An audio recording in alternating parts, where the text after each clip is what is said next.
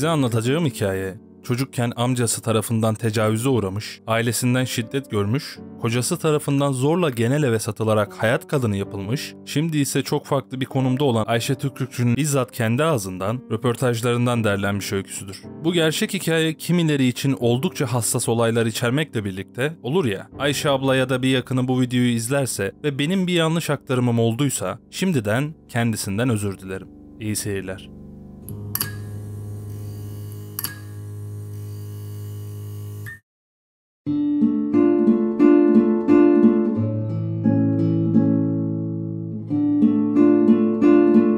Ayşe 1967'de Gaziantep'te dünyaya geliyor. Annesi ve babası Ayşe daha 15 günlükken ablasını da onu da babaannesine bırakıp iki abisini yanlarına alarak Almanya'ya gidiyorlar. Anladığım kadarıyla başlarda ailenin planı çalışıp para göndermek ya da kızları da yanına alarak Almanya'da yeni bir hayat kurmak.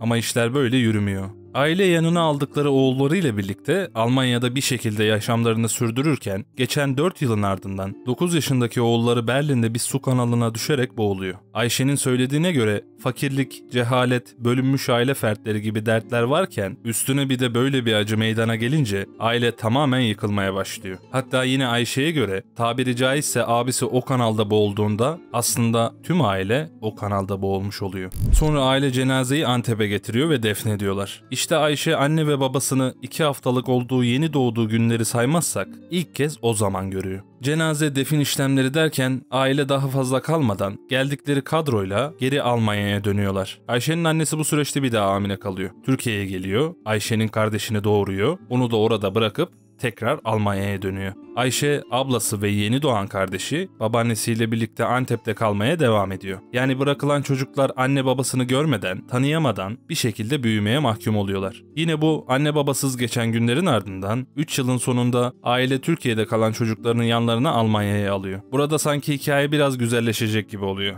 ama maalesef. Az sonra anlatacaklarımdan sonra siz de hak verirsiniz bana. Ayşe Almanya'ya giderken belki de yaşadığı en güzel olmasa da normal yılları geride bırakıyor. Aile artık Almanya'da birlikte yaşamaya başlıyor. Ama öyle çekilen çilelerin ardından sürülecek sefalar gibi bir senaryo gelmesin aklınıza. Sevgi görmedim, şiddetle büyüdüm diyor bu yıllarını anlatan Ayşe. Her çocuk annesinin yaptığı yemeklerin güzel olmasını ister değil mi? Neden? Çünkü onları afiyetle yiyebilmek için. Peki Ayşe ve kardeşlerin neden annesinin yaptığı yemeklerin güzel olmasını istermiş biliyor musunuz? Babaları annesini dövmesin diye. Peki babası annesini döven bir çocuk neden korkar? Çünkü annesi üzülüyor, ağlıyor diye değil mi? Yok. Bu da doğru değil onların ailesinde. Çünkü anneleri kötü yemek yaptı, tuzu eksik oldu diye babasından dayak yedikten sonra gelip çocuklarını dövermiş. İşte onların ailesinde sorduğum soruların cevapları olası gördüğümüz cevapların aksine farklı şekilde etki ediyormuş hayatlarına. İşte o talihsiz günler bu şekilde ilerlerken bir gün Gaziantep'ten bir mektup gelir Almanya'ya. Mektup Ayşe'nin babaannesindendir. Çocukların hepsini alıp götürdünüz. Ben çok yalnız kaldım burada. Bari birini gönderin yazıyordur mektupta özetle. Çocuklara bakmaya alışmış ve aile tüm çocuklarını Almanya'ya alınca tek başına kalmış babaanneleri aileden çocuklarının birini göndermelerini ister. İşte Ayşe'nin hayatındaki kırılma noktalarından birisi burada yaşanmak üzeredir. Umut dolu bir şekilde ortaya atar kendini. Şiddetten, kavgadan, dövüşten bıktığı için ben gideyim der. Yıllar sonra keşke demeseydim diyecektir.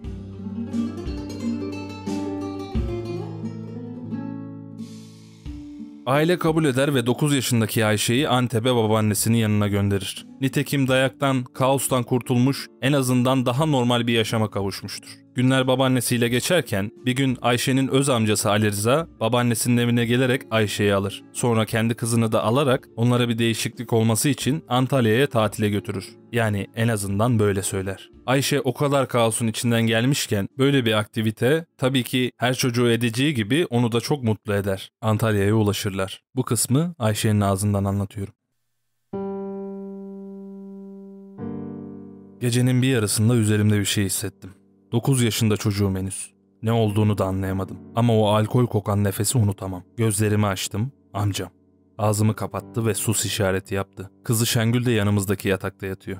Dehşete kapılmış vaziyetteyim. Üzerimdeki çamaşırları yırtarak çıkarttı. Ben ağlıyorum ve kaçmaya çalışıyorum. Kaçmayayım diye yatağın kenarındaki meyve bıçağını kaptı, sırtıma sapladı. Yetmezmiş gibi elinde bıçakla bana tecavüz etti. Neyin ne olduğunu da anlamıyorum. O seyahat boyunca neredeyse her akşam tekrarlandı bu.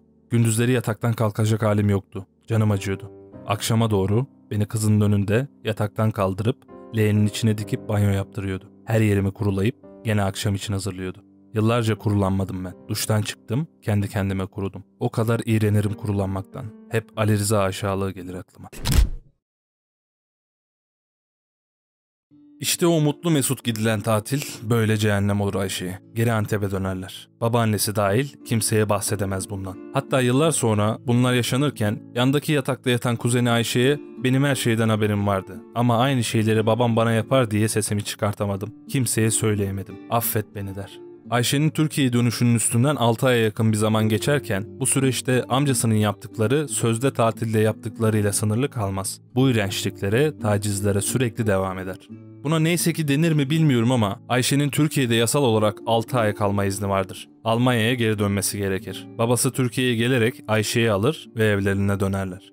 Almanya'da evlerinde nasıl bir ortam olduğunu az önce anlatmıştım zaten. Bu şiddetler hafiflemek yerine artarak devam eder. Bu süreçte Ayşe okula başlayınca şiddet görmesinden ötürü vücudunda oluşan morlukları saklamak için sürekli boğazlı kazak giyer. Neyse ki, bu gerçek bir neyse ki, yine okula gittiği bir gün öğretmeni Ayşe'nin vücudundaki morlukları, yara bereyi fark eder. Polise haber verilir, davalar ve mahkemeler derken yargı Ayşe'yi ailesinin yanından alarak Berlin'de bir yetiştirme yurduna verir. Yapılan incelemelerde Ayşe'nin vücudunun farklı yerlerinde tam 72 tane darp izine rastlanır. Ama Ayşe Türkiye'de amcasıyla yaşadığı iğrençliklerden bahsetmez.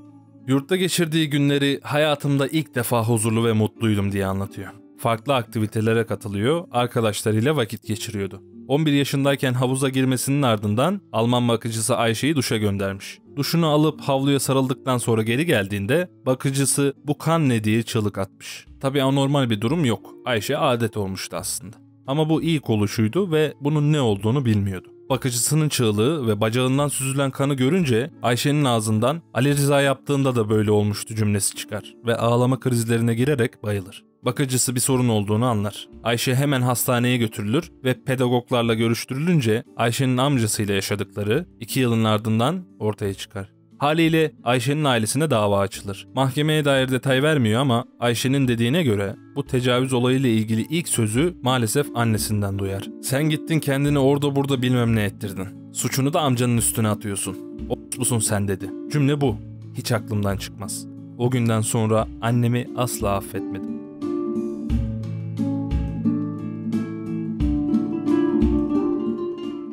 Ayşe ailesine açılan dava ve olayların ardından 16 yaşına kadar yurtta kalmaya devam ediyor. Ardından ailesinin yanına dönerek onlarla yaşamaya başlıyor. Dediğine göre aynı tas aynı hamam olan ailesiyle 23'üne kadar yaşadıktan sonra personel müdürü olarak çalıştığı alışveriş merkezinden izin alarak yaz tatilinde Türkiye'yi ziyaret ediyor. Ardından yine söylediğine göre ilk evlenme teklifi edenle evlendim diyor. Ayşe, Mersin İdman Yurdu'nda futbolcu olan yeni eşine başından geçenlerin hepsini anlatıyor. Adam da kabul ediyor ve evleniyorlar. Eşi Hasan Mersin'de futbol oynarken Ayşe de köyde derme çatma bir evde Hasan'ın ailesiyle yaşıyormuş. Evliliklerinin ilk yıllarında 6 aylık hamileyken Hasan'ın abisi Ayşe'ye erik aşerdiği için, adamın tabiriyle şımarıklık yaptığı için merdivenlerden aşağı itiyor. Ayşe'nin çocuğu düşüyor.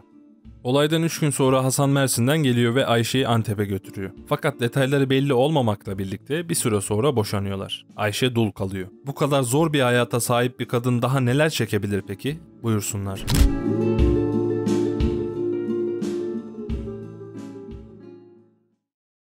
Yine Ayşe'nin ağzından anlatıyorum. Hasan'la boşandık. Antep'te dul olmak sorun. Dul kadına ev verilmez, dul kadın bakkala gitmez. Almanca biliyorum ya, bir avukatın yanında çalışmaya başladım. Orada Bahri ile tanıştım, ikinci eşim. Ama biz nedense memleket gezmeye başladık. Akraba ziyaretleri diyordu bunun için. Diyarbakır, Kütahya, Adana, Mersin. Nedense ben hiçbir kadın akrabada görmüyorum. Hepsi erkek. Bahri'de her gittiğimiz şehirde "Aman bir kuaföre git, güzelleş, akşam yemeğine bakımlı ol" diyordu. Meğer derdi beni satmakmış. Genel ev patronlarına gösteriyormuş. İlk eşimden ayrıldıktan 9 ay 10 gün sonra bana bir takım kağıtlar imzalattı. Evlilik için gerekli dedi. Meğer beni genel eve satmış. 11. ayın 18'inde 240 milyon lira karşılığında ben Mersin genel evine satıldım. Hem de kocam olacak o ahlaksız tarafından. Kapısında bir polis, bir bekçi bekliyor. Bahri bana dedi ki benimle yattığın gibi kimseyle yatma ve gitti. Ben de katıla katıla ağlamaya başladım. Bir umut kapıdaki polisten yardım bekledim. Hadi alışırsın dedi ve beni içeri itti. Sonra hayatım değişti. Genel ev kadını oldum. Ayşe o genel eve girdikten sonra Türkiye genelinde 7 farklı genel evde daha çalışmaya zorlanıyor. Bazı günler 60-70 kişiyle beraber olduğu bile oluyormuş. Hatta yılın 365 günü hastalık, hamilelik, adet demeden hiç durmadan çalışmaya zorlanmış. Bu tarz yerlerden kurtulmak mümkün değil. Ne oranın sahipleri ne de kapıda durması zorunlu olan polis bu kaçışlara izin vermiyor. Kaçmaya çalışıp yakalanan talihsizler de günlerce işkence görüyormuş. Ayşe genel eve gittikten sonra ilk mektubunu annesine yazıp göndermiş. Ayşe'nin ağzından. Namussuz dedin, bu dedin. İşte şimdi oldum. Ali Rıza'nın 9 yaşında bilmem ne yaptığı kızın şimdi vesikalı çalışıyor. Gel gör istersen diyordu. Hatta babam öldüğünde o gönderdiğim zarfı saçımdan bir tutam ile birlikte babamın kasasında buldum diye ekledi.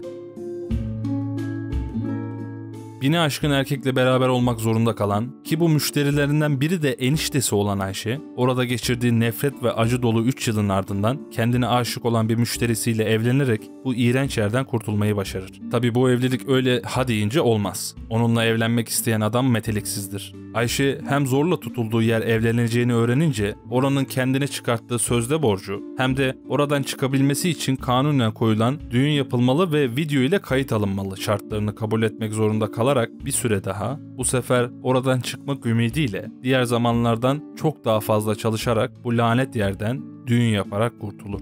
Hatta bir kadın düğün yaparak genel evden çıktı denilerek haberlere bile çıkar. Ama mühim değildir. Bir şekilde çıkmıştır. 6 sene evli kaldığı eşinden, genel evde çalıştığını başına kalkmalarının ardından boşanan Ayşe, aylarca sokaklarda kaldı. Hasta bakıcılığı, bulaşıkçılık gibi envai çeşit iş yaparak bir şekilde ayaklarının üstünde durmayı başardı. Ama hayattan yediği yumrukların etkisiyle taş gibi güçlenmiş bu kadın yerinde saymadı. Yediğim bana yeter demedi. 2010'lu yılların başlarında Cihangir'deki evsizler evinde pişirdiği çorbayı geceleri gönüllülerin yardımıyla Taksim civarında yaşayan evsizlere 2 yıl boyunca dağıttı. Geçen yılların ardından önce Hayata Sarıl Derneği'ni, sonra Hayata Sarıl Lokantası'nı kurdu. Gönüllü olarak binlerce kişinin karnını doyurdu. Yüz binlerce kişiye ulaştı. Onlarca TV programına çıktı. TEDx, Ahbap gibi platformlarda size anlattığım hikayesini anlattı. Hem ağladı hem de ağlattı. Bu tarz hikayeye sahip ama haberimizin olmadığı yüzlerce kadından biriydi. Annesinin lanet ettiği kız çocuğu binlerce kişinin çorbacı Ayşe ablası oldu. İşte Ayşe Tükrükçü'nün hikayesi böyleydi. Bu konuda çok yorum yapma hakkına sahip olduğumu düşünmüyorum. Umarım beğenmişsinizdir. Videoyu sevdiyseniz beğenmeyi ve kanala abone olmayı unutmayın. Ben Bentropi. Her zaman olduğu gibi bir sonraki videoya dek iyi olun.